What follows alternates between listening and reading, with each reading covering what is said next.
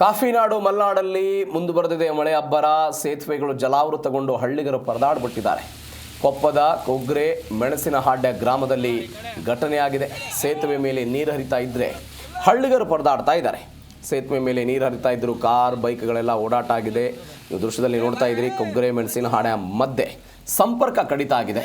ನೀರು ಹೆಚ್ಚಾಗ್ತಾ ಇರೋದ್ರಿಂದ ಈ ಸಂಪರ್ಕ ಏನಿತ್ತು ಇದು ಸಂಪೂರ್ಣವಾಗಿ ಕಡಿತ ಆಗುವಂತಹ ಭೀತಿ ಇದೆ. ಚಿಕ್ಕಮಗಳೂರು ಜಿಲ್ಲೆಯ ಕೊಪ್ಪ ತಾಲೂಕಿನ ಪ್ರದೇಶ ಇದು. ಅಲ್ಲಿ ಇಂಥದ್ದೊಂದು ಪರಿಸ್ಥಿತಿ ನಿರ್ಮಾಣ ಆಗಿರೋದು ದೃಶ್ಯದಲ್ಲಿ ನೀವು ನೋಡ್ತಾ ಇದ್ದೀರಿ. ಬಯಲುಸೀಮೆ ತರ ಅಂದ್ಕೊಂಡಿದ್ದಾರೆ.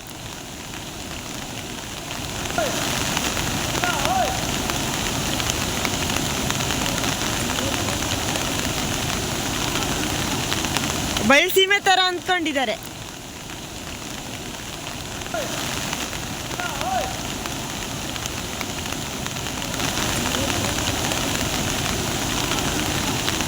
ಬಯಲುಸೀಮೆ ತರ ಅಂದ್ಕೊಂಡಿದ್ದಾರೆ.